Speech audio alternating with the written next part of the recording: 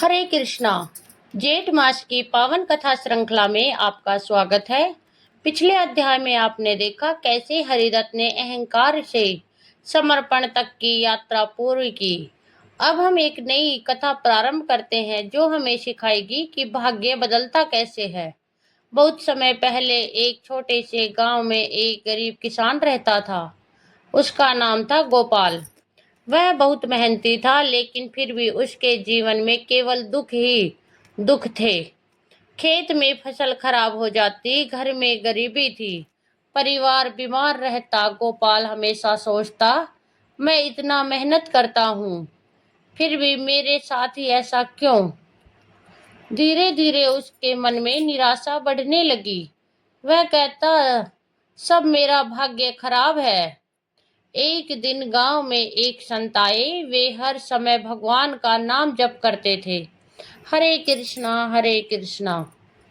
गोपाल ने संत को देखा और बोला, महाराज, क्या भगवान सच में हमारी सुनते हैं? संत मुस्कुराए, भगवान सबकी सुनते हैं, लेकिन सवाल यह है, क्या हम उन्हें पुकारते हैं?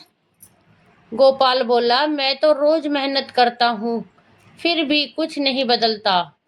संत बोले, केवल कर्म काफी नहीं, कर्म के साथ भक्ति और विश्वास भी जरूरी है। संत ने गोपाल को एक सरल उपाय बताया, रोज सुबह भगवान का नाम लो और जो भी करो भगवान को समर्पित करो। गोपाल ने सोचा, चलो एक बार करके देखते हैं। अगले दिन गोपाल ने पहली बार सच्चे मन से कहा, हे प्रभु, आज का दिन आपको समर्पित है। उस दिन उसे एक अजीब सी शांति महसूस हुई। हालांकि परिस्थिति वही थी, लेकिन उसका मन बदलने लगा। कुछ दिन बाद फिर से उसकी फसल खराब हो गई। अब गोपाल के सामने सवाल था, क्या मैं फिर से भगवान को दोष दूं या फिर विश्वास बनाए रखूं? यहीं से उसकी असली परीक्षा शुरू होती है। क्या गोपाल का विश्वास टूट जाएगा या वह भक्ति के मार्ग पर टिका रहेगा? अगले भाग में आप जानेंगे गोपाल की पहली परीक्षा, भाग्य और भक्ति का टकराव, और भगवान की पहली कृपा। हरे कृष्णा। पिछले भाग में आपने सुना कैसे गरीब किसान गोपाल को संत ने भक्ति और समर्पण का मार्ग बताया और उसने भगवान का नाम लेना शुरू किया। लेकिन जैसे ही उसने भक्ति शुरू की, उसकी परीक्षा भी शुरू हो गई। कुछ ही दिनों बाद गोपाल के खेत में जो थोड़ी बहुत फसल थी, वह भी अचानक खराब हो गई। आसमान में बादल तो आए, लेकिन बारिश नहीं हुई और जो फसल बची थी उसे कीड़े खा गए। गोपाल खेत में बैठा था, उसकी आंखों में आंसू थे। वह बोला, हे भगवान, मैंने आपकी बात मानी, फिर भी मेरे साथ ऐसा क्यों? उसके मन में दो आवाजें चल रही थी। पहली आवाज, देखा कुछ नहीं बदलता। दूसरी आवाज, विश्वास रखो, सब ठीक हो जाएगा। उसी समय उसे संत की बात याद आई, परीक्षा के समय ही विश्वास की असली पहचान होती है। गोपाल ने आंसू पोंछे और हाथ जोड़कर कहा, प्रभु, मैं हार नहीं मानूंगा, जो भी होगा मैं आपका नाम नहीं छोड़ूंगा। अगले दिन गोपाल फिर से खेत में काम करने लगा। हालांकि उसके पास कुछ भी नहीं था, लेकिन उसके पास विश्वास था। उसी दिन एक पड़ोसी उसके पास आया और बोला, मेरे पास कुछ अतिरिक्त बीज है, तुम ले लो। गोपाल चौंक गया। जब मेरे पास कुछ नहीं था, तब भगवान ने यह व्यवस्था कर दी। गोपाल ने उस बीज को बोया और इस बार उसने पूरे विश्वास के साथ काम किया। हे प्रभु, यह सब आपको समर्पित है। कुछ ही दिनों बाद भगवान आसमान में बादल छा गए और इस बार तेज बारिश हुई। गोपाल खुशी से रो पड़ा, प्रभु, आपने मेरी सुन ली। कुछ दिनों बाद वही संत फिर से गांव में आए। गोपाल दौड़कर उनके पास गया। उसने कहा, गुरुदेव, अब मुझे समझ आ गया, भगवान हमें छोड़ते नहीं, वे हमें मजबूत बनाते हैं। संत मुस्कुराए और बोले, याद रखो, भगवान तुरंत फल नहीं देते, पहले विश्वास की परीक्षा लेते हैं। फिर संत ने गंभीर होकर कहा, लेकिन गोपाल, तुम्हारी परीक्षा अभी खत्म नहीं हुई। गोपाल चौंक गया। अब और क्या होगा? अब गोपाल के जीवन में एक और बड़ी परीक्षा आने वाली है। क्या उसका विश्वास इस बार भी बना रहेगा, या फिर वह फिर से भाग्य को दोष देगा? अगले भाग में आप जानेंगे गोपाल की दूसरी और कठिन परीक्षा, भाग्य का बड़ा खेल और भगवान की अद्भुत लीला। हरे कृष्णा। पिछले भाग में आपने देखा कैसे गोपाल ने अपनी पहली परीक्षा में विश्वास बनाए रखा और भगवान की कृपा से उसे नई फसल का अवसर मिला। लेकिन जैसे कि संत ने कहा था, उसकी परीक्षा अभी समाप्त नहीं हुई थी। अब आने वाली थी एक और भी कठिन परीक्षा। कुछ ही समय में गोपाल के खेत में हरियाली छा गई। फसल इस बार बहुत अच्छी हुई। गांव वाले भी आश्चर्य करने लगे, यह वही गोपाल है। गोपाल खुश था। वह रोज भगवान को धन्यवाद करता, हे प्रभु, आपने मेरी मेहनत सफल कर दी। लेकिन एक दिन अचानक आसमान में काले बादल छा गए। तेज तूफान आने लगा। कुछ ही घंटे में भयंकर आंधी और ओलावृष्टि शुरू हो गई। पूरी फसल नष्ट हो गई। गोपाल खेत में खड़ा सब देख रहा था। उसकी आंखों के सामने उसकी सारी मेहनत खत्म हो गई। इस बार उसका मन फिर से टूटने लगा। अब क्या फायदा भक्ति का जब सब कुछ नष्ट ही होना है। लेकिन तभी उसे फिर संत की बात याद आई। सच्चा विश्वास वही है जो कठिन समय में भी डगमगाए नहीं। गोपाल जमीन पर बैठ गया। आंखों से में आंसू थे, लेकिन इस बार उसने भगवान को दोष नहीं दिया। उसने हाथ जोड़कर कहा, प्रभु, यह भी आपकी इच्छा है। यदि आपने दिया था तो लेने का अधिकार भी आपका है। यह कहते ही उसके मन में एक अद्भुत शांति आ गई। पहली बार उसने दुख में भी शांति महसूस की। यह कहते ही उसके मन में एक अद्भुत शांति आ गई। उसी समय संत वहां पहुंचे। उन्होंने गोपाल को देखा और मुस्कुराए। संत बोले, गोपाल, आज तुमने असली परीक्षा पास कर ली। गोपाल बोला, गुरुदेव, सब कुछ नष्ट हो गया, फिर भी आप कहते हैं मैं पास हो गया। संत बोले, जब सुख में भगवान को याद करो तो वह भक्ति है, लेकिन जब दुख में भी धन्यवाद दो, वही सच्ची भक्ति है। संत ने आगे कहा, भाग्य बाहर नहीं बदलता, पहले भीतर बदलता है। फिर संत ने कहा, अब समय आ गया है, तुम एक नई दिशा में जाना होगा। गोपाल ने पूछा, कौन सी दिशा? अब गोपाल का जीवन एक नए मोड़ पर आने वाला है। क्या वह गांव छोड़ देगा? क्या भगवान उसे एक नए मार्ग पर ले जाएंगे? अगले भाग में आप जानेंगे गोपाल का जीवन बदलने वाला निर्णय, एक नई यात्रा की शुरुआत और भगवान की असली लीला। हरे कृष्णा। पिछले भाग में आपने देखा कैसे गोपाल ने अपनी सबसे कठिन परीक्षा में भी भगवान को धन्यवाद दिया। अब संत ने उसे एक नई दिशा दी है जो उसके जीवन को पूरी तरह बदलने वाली है। संत ने गंभीर स्वर में कहा, गोपाल, अब तुम्हें इस गांव से बाहर जाना होगा। तुम्हारी भक्ति अब केवल तुम्हारे लिए नहीं, दूसरे के लिए भी है। गोपाल चौंक गया। गांव छोड़ दूं? मैं कहाँ जाऊंगा? उसके मन में डर था। संत मुस्कुराए, जहां भगवान ले जाए वही जाना। डर मत, हर कदम पर भगवान साथ देंगे। कुछ देर सोचने के बाद गोपाल ने आंखें बंद की और मन ही मन कहा, हे प्रभु, अब मैं सब कुछ आपको समर्पित करता हूँ। अगले ही दिन गोपाल ने अपना घर, परिवार और सब कुछ छोड़ दिया।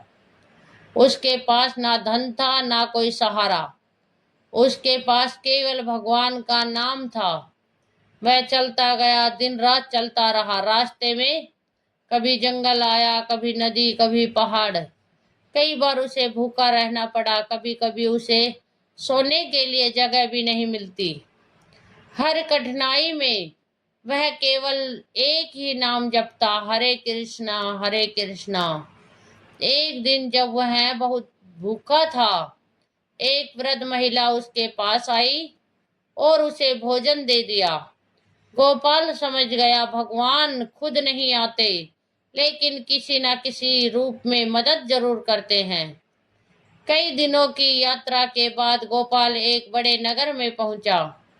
यहाँ सब कुछ नया था, लोग अलग थे, भाषा अलग थी, जीवन अलग था। गोपाल को थोड़ा डर लगा, क्या मैं यहाँ रह पाऊंगा? तभी उसे एक बड़ा मंदिर दिखाई दिया। वह अंदर गया और भगवान के सामने बैठ गया। उसने कहा, प्रभु मैं यहाँ नया हूँ, अब आगे का मार्ग आप ही दिखाइए। उसी समय मंदिर के पुजारी ने उसे देखा और उसके पास आकर बोले, क्या तुम यहाँ सेवा करना चाहोगे? गोपाल चौंक गया, यह तो वही है जो मैंने भगवान से मांगा था। गोपाल ने तुरंत हाँ कर दी। अब उसे रहने की जगह मिली, भोजन मिला और सबसे बड़ा, भगवान की सेवा का अवसर मिला। गोपाल के मन में एक गहरी शांति थी। उसे समझ आ गया, जब हम सब कुछ छोड़ देते हैं तब भगवान सब दे देते हैं। लेकिन इस नए नगर में उसकी एक और बड़ी परीक्षा ले होने वाली थी। अब आगे क्या होगा? क्या गोपाल यहाँ स्थिर रह पाएगा या फिर नई जगह पर नई मुश्किल आ जाएंगी? अगले भाग में आप जानेंगे मंदिर में गोपाल की सेवा, नए लोगों के साथ उसका अनुभव और एक नई परीक्षा की शुरुआत। हरे कृष्णा। पिछले भाग में आपने देखा कैसे गोपाल ने सब कुछ छोड़कर भगवान पर विश्वास किया और एक नए नगर में पहुंचकर उसे मंदिर में सेवा का अवसर मिला। अब उसकी जीवन यात्रा एक नए मोड़ पर है, सेवा के माध्यम से भक्ति की गहराई। लेकिन जहाँ सेवा होती है वहाँ परीक्षा भी अवश्य होती है। गोपाल ने मंदिर में अपनी सेवा शुरू की। उसे छोटे छोटे काम दिए गए, मंदिर की सफाई, दीपक जलाना, फूल सजाना और भक्तों की सहायता करना। गोपाल को इन छोटे कार्यों में भी आनंद आने लगा। वह हर काम करते समय यही सोचता, यह काम मैं भगवान के लिए कर रहा हूँ। धीरे धीरे मंदिर में आने वाले लोग भी गोपाल को पहचानने लगे। वे कहते, इसमें कुछ अलग बात है। लेकिन मंदिर में कुछ लोग ऐसे भी थे जिन्हें गोपाल की बढ़ती प्रतिष्ठा पसंद नहीं आई। वे आपस में बोले, यह नया व्यक्ति आया है और इसका और सबका प्रिय बन गया। उन्होंने योजना बनाई, इसे किसी गलती में फंसाकर बदनाम करेंगे। वे हर समय गोपाल पर नजर रखने लगे, कब यह गलती करे। एक दिन मंदिर में बहुत बड़ी भीड़ थी। गोपाल सेवा में व्यस्त था। उसी समय उसे दान पेटी, दान बॉक्स संभालने की जिम्मेदारी दी गई। विरोधी लोगों ने मौका देख लिया। उन्होंने चुपके से कुछ धन निकाल लिया और दोष गोपाल पर डाल दिया। अचानक मंदिर में शोर मच गया, दान पेटी से पैसे गायब हैं। सभी की नजर गोपाल पर गई। विरोधियों ने कहा, इसी ने लिए होंगे। लोगों को विश्वास नहीं हो रहा था, लेकिन कुछ लोग शक करने लगे। गोपाल शांत खड़ा था। उसने कहा, मैंने कुछ नहीं लिया। मंदिर के पुजारी ने कहा, सच्चाई पता लगानी होगी। अब गोपाल के सामने एक बड़ी समस्या थी, साबित कैसे करूं कि मैं निर्दोष हूं। गोपाल ने मन ही मन कहा, हे प्रभु, अब सब कुछ आपके हाथ में है। उसी रात गोपाल मंदिर के सामने बैठा और रोते हुए जप करने लगा। हरे कृष्णा जप करते करते उसे भीतर से एक आवाज सुनाई दी, डरो मत, सत्य की रक्षा मैं स्वयं करता हूं। अब आगे क्या होगा? क्या गोपाल पर लगा आरोप हटेगा? क्या सच्चाई सामने आएगी? अगले भाग में आप जानेंगे चोरी का सच कैसे सामने आएगा, भगवान की अद्भुत लीला और गोपाल की प्रतिष्ठा। हरे कृष्णा। पिछले भाग में आपने देखा कैसे गोपाल पर मंदिर की दान पेटी से चोरी का आरोप लगा और वह पूरी तरह भगवान के भरोसे बैठ गया। अब समय है सत्य के प्रकट होने का। पूरी रात गोपाल मंदिर के बाहर बैठा रहा। उसकी आंखों में आंसू थे, लेकिन उसके होठों पर एक ही नाम था, हरे कृष्णा हरे कृष्णा। वह बार बार कह रहा था, प्रभु यदि मैं निर्दोष हूं तो आप ही मेरी रक्षा करें। सुबह होते ही मंदिर में फिर से भीड़ इकट्ठा हो गई। सब लोग जानना चाहते थे आखिर चोरी किसने की। पुजारी ने सभी को बुलाया और कहा, आज सच्चाई सामने आएगी। गोपाल शांत खड़ा था। उसने खुद को पूरी तरह भगवान के हवाले कर दिया था। जिन लोगों ने षड्यंत्र किया था उनके मन में डर बढ़ने लगा, कहीं सच सामने ना आ जाए।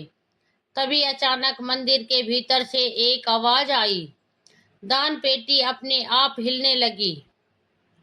सभी लोग चौंक गए।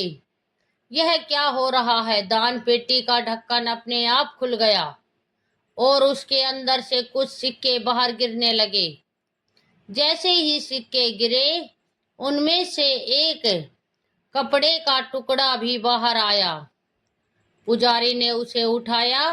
वह कपड़ा उन्हीं लोगों का था जिन्होंने चोरी की थी। अब सबकी नजर उन लोगों पर गई। वे डर के मारे कांपने लगे और अंत में उन्होंने अपना अपराध स्वीकार कर लिया। हमें क्षमा करें, हमने ही यह षड्यंत्र किया था। सभी लोग समझ गए गोपाल पूरी तरह निर्दोष है। लोग गोपाल के पास आए और उसके चरणों में गिर पड़े। हमें क्षमा करें, गोपाल ने मुस्कुरा कर कहा, मैंने कुछ नहीं किया, यह सब भगवान की कृपा है।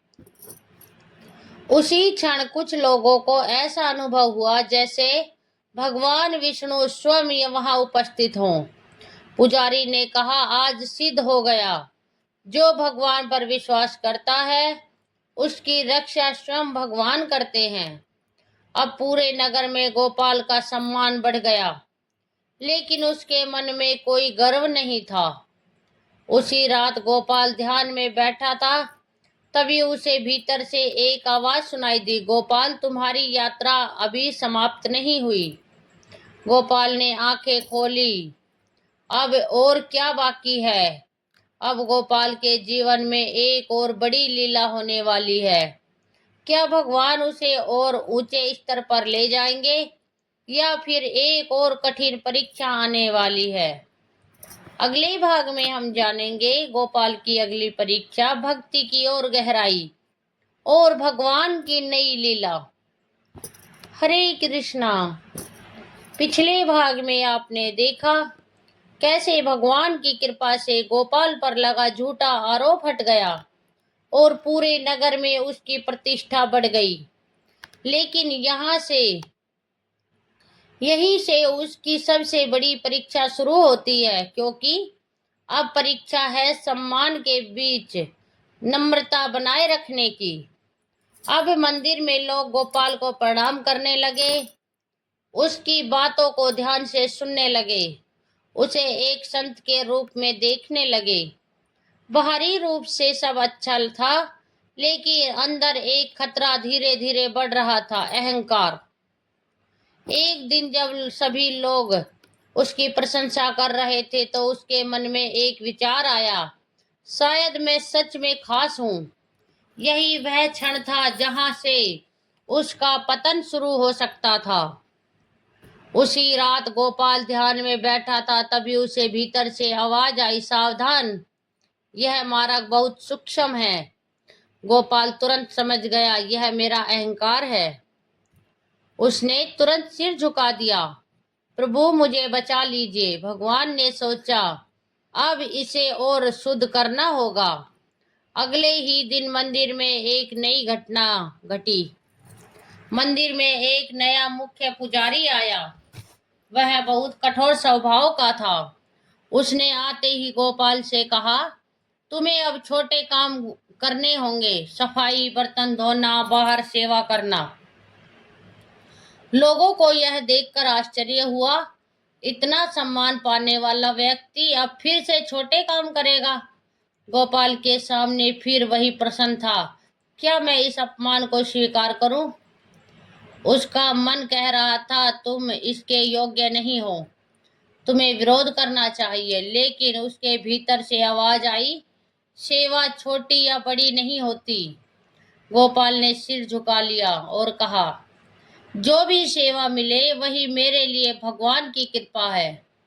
अब वह फिर से वही छोटे काम करने लगा, लेकिन इस बार बिना किसी अहंकार के, पूरी श्रद्धा के साथ। एक दिन जब वह मंदिर की सफाई कर रहा था, उसे ऐसा लगा जैसे भगवान विष्णु स्वयं उसके पास खड़े हों। उसके मन में आवाज आई, जो सबसे छोटा बनता है वही सबसे बड़ा होता है। अब गोपाल पूरी तरह बदल चुका था। अब उसमें अहंकार का कोई अंश नहीं था, लेकिन भगवान अब उसे एक अंतिम और दिव्य अनुभव देने वाले हैं। अब आगे क्या होगा? क्या गोपाल को भी भगवान के दर्शन होंगे? क्या उसकी भक्ति पूर्ण होगी? अगले भाग में आप जानेंगे गोपाल का दिव्य अनुभव, भगवान का साक्षात दर्शन और भक्ति का चरम रूप। हरे कृष्णा। पिछले भाग में आपने देखा कैसे गोपाल ने सम्मान और अपमान दोनों में समान भाव रखा और पूरी तरह विनम्र होकर सेवा में लग गया। अब उसकी भक्ति उस स्तर पर पहुंच चुकी है जहां भगवान स्वयं प्रकट होते हैं। उस रात गोपाल मंदिर के एक कोने में बैठा था। सब कुछ शांत था। वह धीरे धीरे जप कर रहा था, हरे कृष्णा जप करते करते वह इतनी गहराई में चला गया कि उसे अपने शरीर का भी एहसास नहीं रहा। अचानक उसके सामने एक तेज प्रकाश प्रकट हुआ। पूरा मंदिर उस प्रकाश से भर गया। उस प्रकाश के मध्य से प्रकट हुए भगवान विष्णु, श्याम सुंदर स्वरूप, चक्र, गदा और शंख धारण किए हुए। गोपाल ने जैसे ही भगवान को देखा वह भूमि पर गिर पड़ा। उसकी आंखों से आंसू बहने लगे। प्रभु, आज आपने दर्शन दे दिए। भगवान मुस्कुराए और बोले, गोपाल, तुम्हारी भक्ति ने मुझे प्रसन्न कर दिया। भगवान ने कहा, तुमने दुख में भी विश्वास रखा, सुख में अहंकार नहीं किया और हर स्थिति में समर्पण किया। गोपाल ने हाथ जोड़कर कहा, प्रभु, मुझे कुछ नहीं चाहिए, बस मुझे आपके चरणों में स्थान दे दीजिए। भगवान बोले, अभी नहीं, तुम्हें कुछ समय और इस संसार में रहकर भक्ति का संदेश फैलाना है। भगवान ने अपना हाथ गोपाल के सिर पर रखा और कहा, आज से तुम्हारे शब्दों में मेरी शक्ति होगी। जैसे ही भगवान अदृश्य हुए, गोपाल के भीतर एक अद्भुत ऊर्जा भर गई। अब वह केवल एक भक्त नहीं बल्कि भगवान का माध्यम बन चुका था। अब जहां भी गोपाल जाता, लोगों के जीवन बदलने लगते। दुखी को शांति मिलती, रोगी को राहत मिलती और भटके हुए को मार्ग मिलता। एक दिन ध्यान में बैठे बैठे उसे भीतर से आवाज आई, गोपाल, तुम्हारा समय निकट है। इस बार गोपाल मुस्कुराया, प्रभु, जब आप बुलाएंगे मैं तैयार हूं। अब कथा अपने अंतिम चरण में पहुंच रही है। क्या भगवान स्वयं गोपाल को लेने आएंगे? क्या उसे भी मोक्ष प्राप्त होगा? अगले भाग में आप जानेंगे गोपाल का अंतिम समय, भगवान का दिव्य आवागमन और मोक्ष की अद्भुत लीला। हरे कृष्णा। पिछले भाग में आपने सुना कैसे गोपाल को दिव्य दर्शन प्राप्त हुए और उसे भीतर के संकेत मिला कि उसका समय निकट आ रहा है। अब कथा पहुंचती है उस पवित्र क्षण पर जहां एक सच्चा भक्त अपने जीवन का अंतिम यात्रा पर निकलता है। दिन धीरे धीरे बीतने लगे। गोपाल पहले की तरह सेवा करता रहा, लेकिन अब उसके भीतर शरीर में कमजोरी आने लगी। शरीर दुर्बल, चाल धीमी और चेहरे पर अद्भुत तेज। एक दिन ध्यान में गोपाल को स्पष्ट अनुभव हुआ, अब मेरा पृथ्वी पर समय पूरा होने वाला है। इस बार गोपाल के मन में कोई डर नहीं था। वह मुस्कुराया। जिसने जीवन दिया वही अब बुला रहा है। गोपाल ने मंदिर के सभी लोगों को बुलाया और शांत स्वर में कहा, हे प्रियजनों, अब मेरा समय निकट है। उसने कहा, कर्म करो लेकिन फल भगवान को समर्पित करो। सुख आए तो अहंकार मत करो, दुख आए तो विश्वास मत छोड़ो। उस रात गोपाल मंदिर के सामने बैठा और धीरे धीरे जप करने लगा, हरे कृष्णा हरे कृष्णा। चारों ओर अद्भुत शांति फैल गई। हवा सुगंधित हो गई, दीपक स्वयं प्रज्वलित हो उठे। अचानक आकाश में एक तेज प्रकाश प्रकट हुआ। मंदिर के द्वार अपने आप खुल गए और उस प्रकाश से प्रकट हुए भगवान जगन्नाथ। गोपाल ने जैसे ही भगवान को देखा, वह भूमि पर गिर पड़ा। प्रभु, आप स्वयं मुझे लेने आए। भगवान मुस्कुराए और बोले, गोपाल, तुमने अपना जीवन सफल कर लिया। भगवान ने अपना हाथ आगे बढ़ाया। गोपाल ने अपना हाथ उनके हाथ में रखा। जैसे ही उसने स्पर्श किया, उसका शरीर प्रकाश से भर गया। धीरे धीरे गोपाल का स्थूल शरीर वहीं रह गया और उसकी आत्मा दिव्य प्रकाश बनकर भगवान में विलीन हो गई। आकाश से पुष्प वर्षा होने लगी। मंदिर में शंख और घंटियों की ध्वनि गूंज उठी। मंदिर के संत ने कहा, देखो, यही सच्ची भक्ति का फल है। जो भगवान पर विश्वास करता है उसे भगवान स्वयं लेने आते हैं। इस प्रकार एक गरीब किसान सच्चा भक्त बनकर परम धन धाम को प्राप्त हो गया। जब विश्वास अडिग हो तो भगवान स्वयं प्रकट होते हैं। हरे कृष्णा।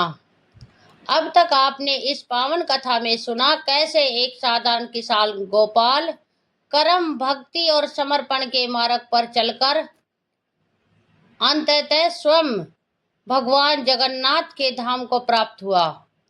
अब समय है इस कथा के गहरे रहस्य और अंतिम संदेश को समझने का। यह कथा केवल गोपाल की कहानी नहीं है, यह हर उस व्यक्ति की कहानी है जो जीवन में संघर्ष करता है। गोपाल की तरह हम भी कभी भाग्य को दोष देते हैं, कभी परिस्थितियों से हार जाते हैं, लेकिन यह कथा सिखाती है परिस्थितियां नहीं, हमारा दृष्टिकोण जीवन बदलता है। कर्म और भाग्य का सत्य। इस कथा में सबसे बड़ा प्रश्न था, क्या सब कुछ भाग्य से होता है? इसका उत्तर है, भाग्य और कर्म दोनों साथ चलते हैं, लेकिन भक्ति इन दोनों को बदल सकती है। गोपाल के जीवन में 3 मुख्य परीक्षाएं आई।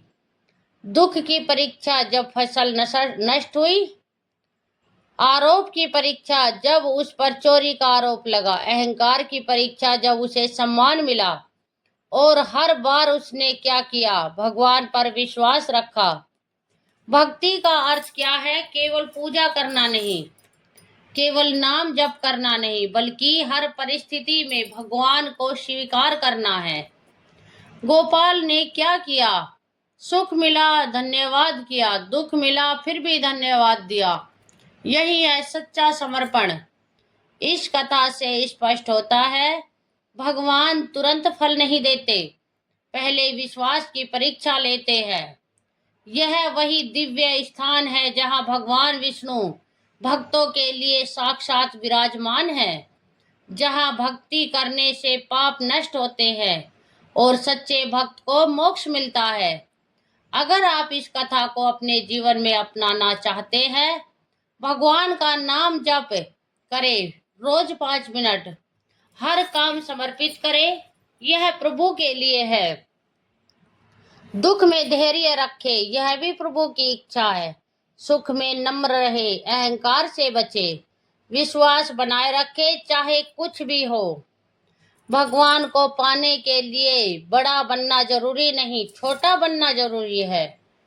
कर्म करते रहो, फल भगवान पर छोड़ दो। विश्वास रखो, भगवान कभी साथ नहीं छोड़ते। भक्ति करो, जीवन बदल जाएगा। इस प्रकार जेठ मास की यह पावन कथा हमें सिखाती है, भक्ति प्लस विश्वास प्लस समर्पण बराबर मोक्ष।